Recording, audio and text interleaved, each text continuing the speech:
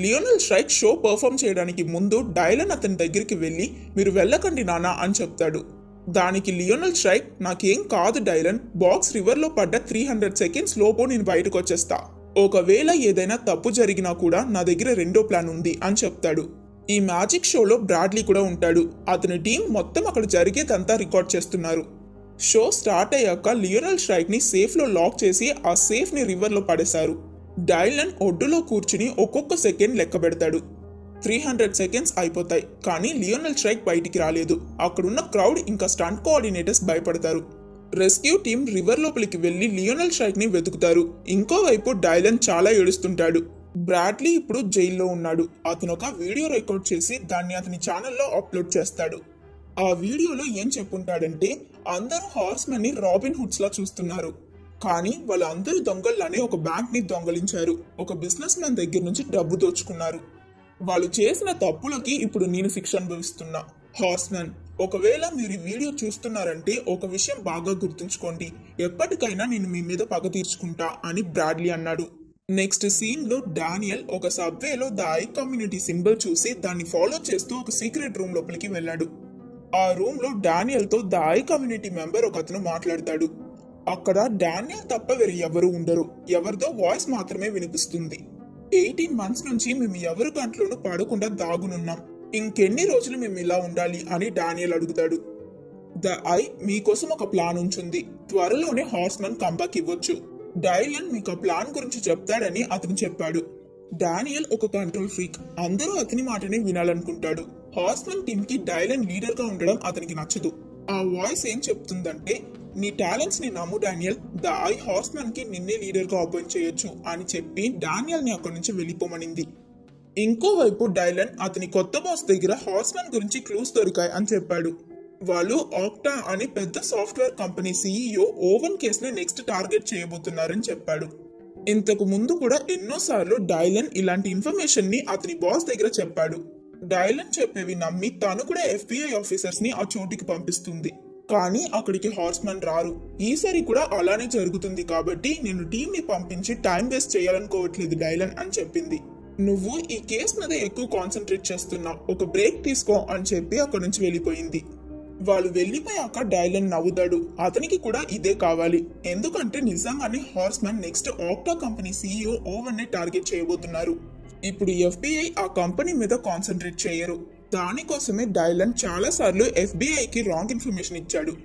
Daniel అతని apartment కి వెళ్ళినప్పుడు లోపల ఒక అమ్మాయి ఉంటుంది. తను కూడా ఒక మెజిషియన్. డానియల్ దగ్గర జాక్ ఇంకా బ్రతికే ఉన్నాడని నాకు తెలుసు. నేను కూడా ద ఐ కమ్యూనిటీలో చేరాలనుకుంటున్నా అని చెప్పింది. అది విన్న డానియల్ మిగతా మెంబర్స్ కి ఫోన్ చేయడానికి వెళ్తాడు. అందులోపల ఆ అమ్మాయి అక్కడి నుంచి వెళ్ళిపోతుంది. ఆ తరువాత డైలన్, డానియల్, మెరిట్, జాక్ వీళ్ళ ముగ్గురుతో ఒక మీటింగ్ అరేంజ్ చేస్తాడు. అక్కడ డైలన్ తో పాటు డానియల్ అతని అపార్ట్మెంట్ లో కలిసిన అమ్మాయి కూడా ఉంటుంది. డైలన్ హార్స్మన్ కి తనని ఇంట్రొడ్యూస్ చేస్తాడు. తన పేరు లూలా. తానే కొత్త హార్స్మన్, ఇకపై మన టీంలోనే పనిచేస్తుంది అని డైలన్ చెప్పాడు. హార్స్మన్ లాస్ట్ షో చేసిన 1 year తరువాత హెన్లీ ద ఐ కమ్యూనిటీ వదిలి వెళ్లిపోయింది. ఇప్పుడు తనకి బదులుగానే లూలాని కొత్త హార్స్మన్ గా డైలన్ తీసుకొచ్చాడు. ఆ తరువాత హార్స్మన్ వాళ్ళ నెక్స్ట్ షో ప్లాన్ ని డిస్కస్ చేస్తారు. Octa company CEO Owen Case కొత్త మోడల్ ఫోన్ ని లాంచ్ చేయబోతున్నాడు. ఈ ఫోన్ లో ఉన్న సాఫ్ట్వేర్ తో యూజర్ కి తెలియకుండా అతని పర్సనల్ ఇన్ఫర్మేషన్ ని కలెక్ట్ చేయొచ్చు. ఓవెన్ ఆ పర్సనల్ డేటాని బ్లాక్ మార్కెట్ లో ఎక్కువ డబ్బుకి అమ్మాలనుకుంటున్నాడు. హార్స్మన్ ఈ విషయాన్ని పబ్లిక్ కి ఎక్స్పోజ్ చేయాలనుకుంటున్నారు. న్యూయార్క్ లో జరిగే ఆ మొబైల్ లాంచ్ కి హార్స్మన్ ఇంకా డైలన్ వెళ్లారు. మెరిట్ ఓవెన్ కేస్ ని హిప్నోటైజ్ చేసి ఒక రూమ్ లో లాక్ చేసేస్తాడు. అతనికి బదులుగా స్టేజ్ మీదకి డానియల్, మెరిట్, లూలా వెళ్లి ఆడియన్స్ దగ్గర ఓవెన్ ఐడియాని ఎక్స్పోజ్ చేయాలనుకుంటారు. కానీ ఆ టైంలో వేరే ఎవరో ఒక అతను ఆ ప్రోగ్రామ్ ని హ్యాక్ చేసేస్తాడు. అందరి సీక్రెట్స్ ని ఎక్స్పోజ్ చేసే హార్స్మన్ సీక్రెట్ ని ఈ రోజు నేను ఎక్స్పోజ్ చేయబోతున్నా.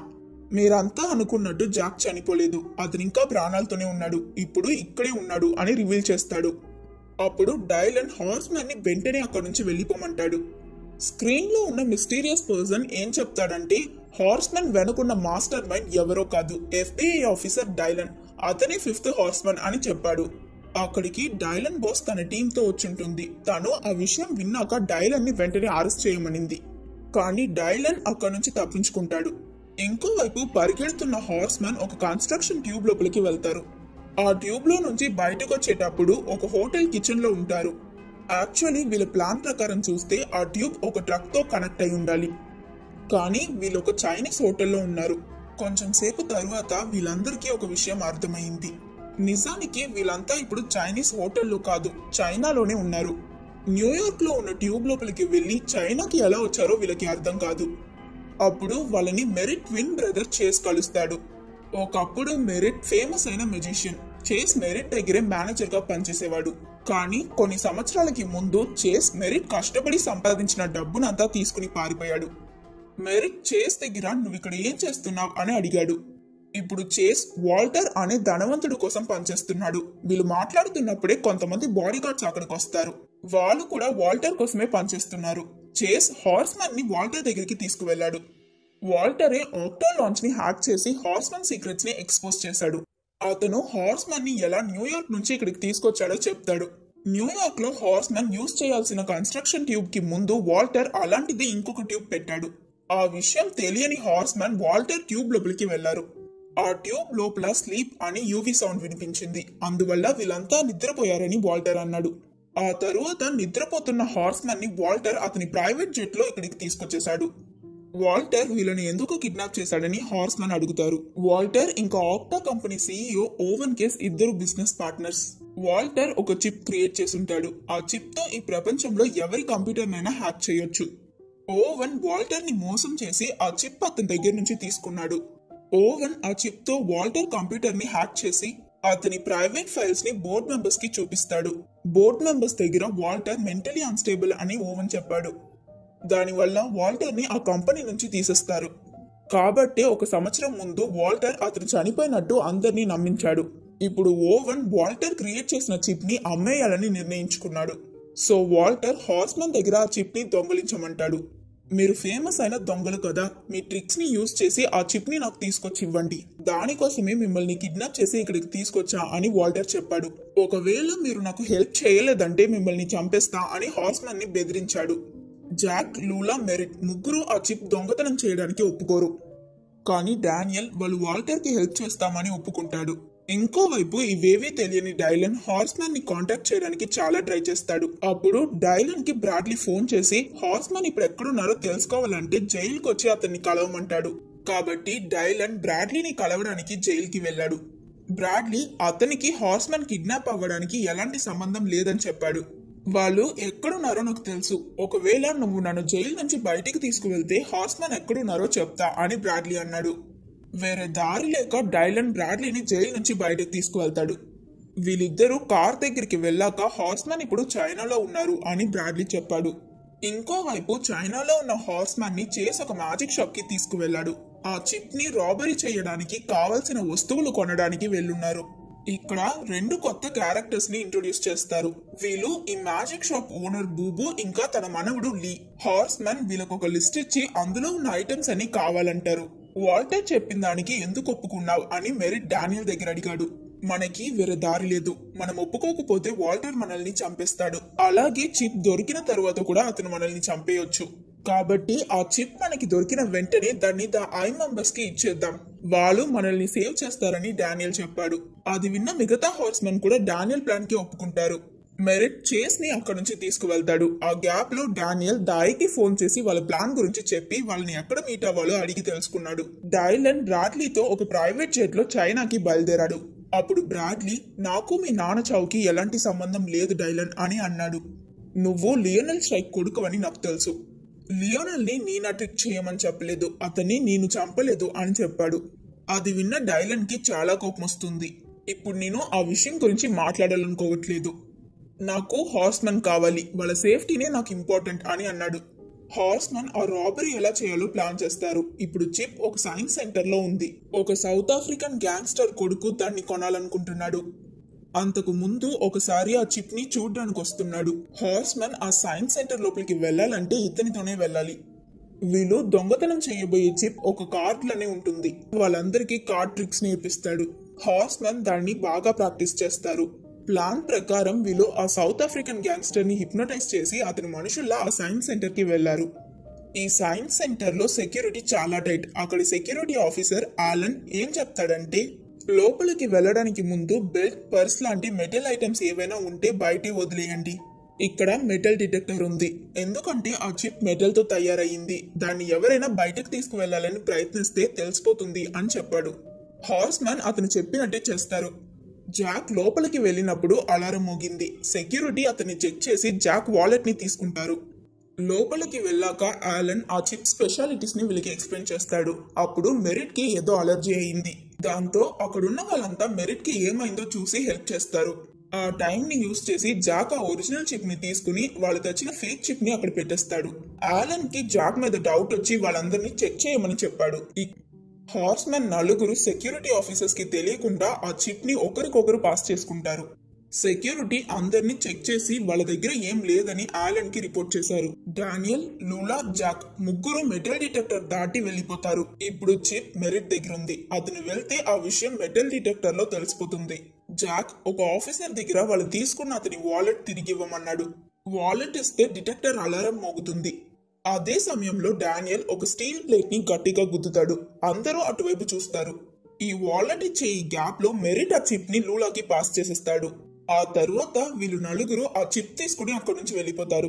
డైలన్, బ్రాడ్లీ ఇద్దరు హార్స్ మ్యాన్ వెళ్ళిన అదే మ్యాజిక్ షాప్ కి వెళ్తారు. అక్కడ లియోనల్ స్ట్రైక్ మ్యాజిక్ కి యూజ్ చేసిన ఎన్నో ఎక్విప్మెంట్స్ ఉంటాయి. బూబు డైలన్ కి లియోనల్ వాచ్ ఒకటి ఇచ్చింది. డైలన్ చిన్నప్పుడు లియోనల్ అతన్ని ఎన్నోసార్లు చైనాకి తీసుకొచ్చుంటాడు.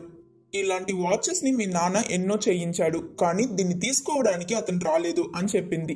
డైలన్ ఆ వాచ్ ని తీసుకుంటాడు. వాళ్ళ దగ్గర హార్స్మన్ ఫోటోస్ చూపించి వీళ్ళని ఎక్కడైనా చూసారా అని అడిగాడు. ఫోటో చూసిన లీ, డానియల్ పక్కనే ఉన్న మార్కెట్ లో ఈరోజు ఎవరినో కలుస్తున్నాడు, అతను ఫోన్ లో మాట్లాడడం నేను విన్నానని చెప్పాడు. బ్రాడ్లీ ఆ షాప్ లో ఉన్న ఒక కాఫిన్ లోపలికి వెళ్లి అక్కడి నుంచి మాయమైపోతాడు. మార్కెట్ ప్లేస్ లో డైలన్ డానియల్ ని కలిశాడు. సరైన టైంకి వచ్చి వాళ్ళని కాపాడలేకపోయానని సారీ అడుగుతాడు. కానీ డానియల్ డైలన్ దగ్గర రూట్ గా మాట్లాడతాడు. ద ఐ కమ్యూనిటీ నుంచి ఇప్పుడు ఇక్కడికి ఒకరు వస్తారు. వాళ్ళకి చిప్పిచ్చాక వాళ్ళు మాకు హెల్ప్ చేస్తారు. నీ అవసరం మాకు లేదు డైలన్, ఇక్కడ నుంచి వెళ్ళిపో అని డానియల్ అన్నాడు. అది విన్న డైలన్ సారీ చెప్పి అక్కడి నుంచి వెళ్ళిపోయాడు. కొంచెం సేపు తరువాత వాల్టర్ అతని మనుషులతో అక్కడికి వచ్చాడు. డానియల్ దగ్గర ఇన్ని రోజులు ద ఐ కమ్యూనిటీ మెంబర్స్ లా మాట్లాడింది వేరే ఎవరో కాదు, వాల్టరే. మ్యాజిక్ షాప్ లో డానియల్ ఫోన్ చేసి మార్కెట్ కి రమ్మనింది. సినిమా స్టార్టింగ్ లో సబ్వేలో అతను మాట్లాడింది కూడా వాల్టర్ తోనే. వాల్టర్ చిప్ అడుగుతాడు, కానీ డానియల్ ఇవ్వడు. అప్పుడు వాల్టర్ మనుషులు అతన్ని కొట్టడానికి వెళ్తారు. సరిగ్గా ఆ సమయానికి డైలన్ అక్కడికి వచ్చి డానియల్ ని కొట్టి ఆ చిప్ అతని దగ్గర నుంచి తీసుకున్నట్టు నటించాడు. కానీ నిజానికి చిప్ డానియల్ దగ్గరే ఉంటుంది. ఆ విషయం తెలియని వాల్టర్ డానియల్ ని వదిలేసి డైలన్ ని పట్టుకోమని అతని మనుషుల దగ్గర చెప్పాడు. వాల్టర్ మనుషులు డైలన్ తో ఫైట్ చేసి అతన్ని పట్టుకున్నారు. ఇదంతా చూసిన డానియల్ అక్కడి నుంచి వెళ్లి మిగతా హార్స్మెన్ దగ్గర జరిగిందంతా చెప్తాడు. వాల్టర్ మనుషులు డైలన్ ని ఒక హార్బర్ కి తీసుకువెళ్లారు. వాళ్ళని ఫాలో అవుతూ హార్స్మెన్ కూడా అక్కడికి వెళ్తారు. వాల్టర్ డైలన్ ని చూసి, నీ తండ్రి చావుకి కారణమైన వాళ్ళ మీద నువ్వు పగ తీర్చుకుంటున్నావు అని నాకు తెలుసు. నేను కూడా నీ మీద ఒక విషయంలో రివెంజ్ తీసుకోవాలి అన్నాడు. ఫస్ట్ పార్ట్ లో డైలన్ ఇంకా హార్స్మన్ ఆర్థర్ ట్రెస్లర్ అనే బిజినెస్ మ్యాన్ దగ్గర నుంచి $140 మిలియన్ దోచుకున్నారు కదా. ఆ ఆర్థర్ ట్రెస్లర్ కొడుకే వాల్టర్. అక్కడ ఆర్థర్ ట్రెస్లర్ కూడా ఉంటాడు. వీళ్ళిద్దరూ డైలన్ ని చంపాలని నిర్ణయించుకున్నారు. డైలన్ నాన్న లియోనల్ స్ట్రైక్ ఎలా చనిపోయాడో అలాగే అతన్ని కూడా చంపాలనుకుంటున్నారు. డైలన్ ని ఒక సేఫ్ లో లాక్ చేసి సముద్రంలో పడేస్తారు. వాల్టర్ ఇంకా ఆర్థర్ డైలన్ చనిపోయాడనుకుని అక్కడి నుంచి వెళ్లిపోతారు. డైలన్ ని చైనాకి తీసుకొచ్చినందుకు ఆర్థర్ అతనికి డబ్బిస్తాడు. డబ్బు తీసుకున్న బ్రాడ్లీ త్వరలోనే హార్స్మన్ ని కూడా అతని దగ్గరికి తీసుకొస్తానన్నాడు. ఇంకోవైపు సేఫ్ లో ఉన్న డైలన్ బూబు అతనికి ఇచ్చిన వాచ్ లో ఒక పిన్ ఉండడం గమనిస్తాడు. ఆ పిన్ యూస్ చేసి సేఫ్ నుంచి బయటకు వచ్చేస్తాడు. కానీ చాలా సేపు నీటిలో ఉండడం వల్ల డైలన్ స్పృహ కోల్పోయాడు. అప్పుడు డానియల్ అక్కడికి వచ్చి డైలన్ ని సేవ్ చేసి ఒడ్డుకు తీసుకువెళ్తాడు. అక్కడ మిగతా హార్స్మెన్ కూడా ఉంటారు. డైలన్ అతన్ని సేవ్ చేసినందుకు వాళ్ళందరికీ థ్యాంక్స్ చెప్పాడు. డానియల్ డైలన్ దగ్గర సారీ అడిగాడు. ఆ తరువాత వీళ్ళంతా కలిసిపోతారు. అప్పుడే వాళ్ళ దగ్గర ఉన్నది ఫేక్ చిప్ అని జాక్ కనిపెట్టాడు. ఒరిజినల్ చిప్ ఏమైందో వీళ్ళకి అర్థం కాదు. నెక్స్ట్ ఏం చేయాలో తెలియక హార్స్మెన్ అందరూ ఆ మ్యాజిక్ షాప్ కి వెళ్తారు. అప్పుడు బూబు ఇంకా లీ అక్కడికి వచ్చి వాళ్ళు కూడా ద ఐ కమ్యూనిటీ మెంబర్స్ అని వీళ్ళ దగ్గర చెప్పారు. హార్స్మెన్ కి ఎలాంటి హెల్ప్ కావాలన్నా చేస్తాం అని చెప్పారు. ఇప్పుడు వాల్టర్ ని ఎక్స్పోజ్ చేయడానికి వీళ్ళంతా కలిసి ఒక ప్లాన్ వేస్తారు. హార్స్మన్ వాళ్ళ నెక్స్ట్ షో న్యూ ఇయర్ రోజు లండన్ లో చేస్తాం అని ఒక యూట్యూబ్ వీడియో అప్లోడ్ చేశారు. ఆ వీడియో చూసిన వాల్టర్ ఆర్థర్ ట్రెస్లర్ తో కలిసి లండన్ కి వెళ్తాడు. అలాగే FBI ఆఫీసర్స్ కూడా ఈ వీడియో చూసి హార్స్మన్ ని పట్టుకోవడం కోసం లండన్ కి వస్తారు. New year night Daniel, Lula ఇంకా జాక్ ముగ్గురు లండన్ లో విడివిడిగా వేరే చోట్ల షో చేస్తారు. వీళ్ళు ఎక్కడున్నారని FBI ఇంకా వాల్టర్ ట్రాక్ చేస్తున్నారు. వాళ్ళ ముగ్గురు లొకేషన్ చూసిన వాల్టర్ కి వాళ్ళ ప్లాన్ అర్థమైపోయింది. 4 హార్స్మన్ అంటే మెరిట్ థేమ్స్ అనే రివర్ దగ్గర షో చేయబోతున్నాడని వాల్టర్ కనిపెట్టేశాడు. వాల్టర్ చేస్ దగ్గర మెరిట్ ని ఆపి వాళ్ళు ఫైనల్ షో ఎక్కడ చేయబోతున్నారో తెలుసుకోమన్నాడు. చేస్ మెరిట్ ని కలిసి అతని ఎక్స్ప్రెషన్స్ తో వాళ్ళు ఫైనల్ షో గ్రీనిచ్ అనే చోట్ల చేయబోతున్నారని తెలుసుకుంటాడు. కోపంలో మెరిట్ చేస్ ని తోసేస్తాడు. అప్పుడు చేస్ పక్కనే ఉన్న ఒక వ్యక్తిని గుద్దుకున్నాడు. మెరిట్ డైలన్ కి ఫోన్ చేసి వాళ్ళ ప్లాన్ వాల్టర్ కి తెలిసిపోయిందని ఇన్ఫార్మ్ చేశాడు. డైలన్ మిగతా వాళ్ళకి కాల్ చేసి వెంటనే వాళ్ళు ఉన్న చోటు నుంచి వెళ్లిపోమన్నాడు. వీళ్ళ 5గురు ఒక చోట్లో మీట్ అవుతారు. అప్పుడు వాల్టర్ మనుషులు అక్కడికి వచ్చి వీళ్ళని పట్టుకున్నారు. హార్స్మన్ ఇప్పుడు వాల్టర్ ఇంకా ఆర్థర్ ఉన్న ప్రైవేట్ జెట్ లో ఉన్నారు. వాల్టర్ హార్స్మన్ ని చంపేస్తానని బెదిరించి వాళ్ళ దగ్గర నుంచి చిప్ తీసుకుంటాడు. హార్స్మన్ ని ఈ జెట్ నుంచి కిందకి విసిరేద్దాం అని చెప్పాడు. వాల్టర్ కూడా చేసి ఇచ్చిన ఐడియాకి ఒప్పుకుంటాడు. అది విన్న హార్స్మన్ చాలా భయపడతారు. కానీ వాల్టర్ మనుషులు వీళ్ళని జెట్ నుంచి కిందకి తోసేశారు. ఆ తరువాత హార్స్మన్ చనిపోయారని వాల్టర్ ఇంకా ఆర్థర్ సెలబ్రేట్ చేస్తారు. అప్పుడు వాళ్ళ జెట్ ఇంజిన్ ఇంకా లైట్స్ ఆగిపోతాయి. హార్స్మన్ వాల్టర్ ఇంకా ఆర్థర్ ని బయటికి రమ్మన్నారు. అసలు వీళ్ళ జెట్ టేక్ ఆఫ్ అవ్వలేదు. వీళ్ళంతా ఇప్పుడు థేమ్స్ రివర్ లో ఒక సెట్ లో ఉన్నారు. అక్కడ చుట్టూ కొన్ని వేల మంది ఆడియన్స్ ఉంటారు. అది మాత్రం కాదు, ఈ షో ప్రపంచం అంతా లైవ్ టెలికాస్ట్ అవుతుంది. హార్స్మన్ ఇదంతా ఎలా చేశారో వాల్టర్ కి ఎక్స్ప్లెయిన్ చేస్తారు. చేస్ మెరిట్ ని కలిసినప్పుడు ఒక అతన్ని గుద్దాడు కదా, అది ఎవరో కాదు, జాక్. అప్పుడు జాక్ చేస్ ని హిప్నటైజ్ చేసేశాడు. హార్స్మన్ ని ప్లేన్ నుంచి కిందకు తొయ్యాలని నువ్వే వాల్టర్ కి ఐడియా ఇవ్వాలి అని జాక్ అతని దగ్గర చెప్పాడు. వాల్టర్ ఇప్పుడు మీడియా ముందుకు వచ్చేసాడు. అతను ప్రాణాలతోనే ఉన్నాడని అందరికీ తెలిసిపోయింది. హార్స్మన్ వాల్టర్ క్రియేట్ చేసిన చిప్ ఇంకా ఆ కంపెనీ ఇల్లీగల్ యాక్టివిటీస్ అన్నిటి గురించి ప్రజలకి రివీల్ చేసేస్తారు. అప్పుడు అక్కడికి FBI ఆఫీసర్స్ వచ్చి చేస్, వాల్టర్ ఇంకా ఆర్థర్ ని అరెస్ట్ చేశారు. ఈసారి కూడా హార్స్మన్ FBI నుంచి తప్పించుకుంటారు. హార్స్మన్ ద ఐ హెడ్ క్వార్టర్స్ కి వెళ్తారు. అక్కడ లీ ఇంకా బూబు కూడా ఉంటారు. డైలన్ ఒక రూమ్ లో ఉన్న ఫొటోస్ చూస్తున్నప్పుడు అక్కడ లియోనెల్ స్ట్రైక్ ఫొటోస్ కూడా ఉంటాయి. ఆ ఫొటోస్ చూసాకే అతని నాన్న కూడా ద ఐ కమ్యూనిటీలో ఒక మెంబర్ ని డైలన్ కి తెలిసింది. అక్కడ ఇంకొన్ని ఫొటోస్ ఉంటాయి. అందులో లియోనెల్ స్ట్రైక్ తో పాటు బ్రాడ్లీ ఉంటాడు. డైలన్ ఆ ఫొటోస్ చూస్తున్నప్పుడు రూమ్ లోపలికి బ్రాడ్లీ వస్తాడు.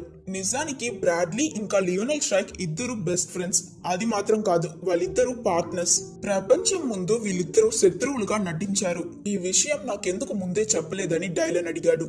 అనవసరంగా నేను మిమ్మల్ని జైలుకు పంపించా అని బాధపడతాడు. దానికి బ్రాడ్లీ ఏం చెప్తాడంటే, లియోనెల్ చనిపోయినప్పుడు నేనేమీ చేయలేకపోయాను. నా మీద పగ తీర్చుకోవడానికి నువ్వు మ్యాజిక్ నేర్చుకుని మీ నాన్నలని మంచి మ్యాజిషియన్ అయ్యావు. నేనే ద ఐ కమ్యూనిటీని సృష్టించా. ఇప్పుడు నా తర్వాత నువ్వే దీనికి లీడర్ అని బ్రాడ్లీ చెప్పాడు. వీళ్ళిద్దరూ మాట్లాడుతున్నప్పుడు అక్కడికి హార్స్మన్ వస్తారు. బ్రాడ్లీ వాళ్ళందరికీ ఒక సీక్రెట్ డోర్ చూపించాడు. ఈ డోర్ వెనకాల ద ఐ కమ్యూనిటీ గురించి మీకు ఇంకా చాలా విషయాలు తెలుస్తాయి అని చెప్పి అక్కడ నుంచి వెళ్ళిపోతాడు.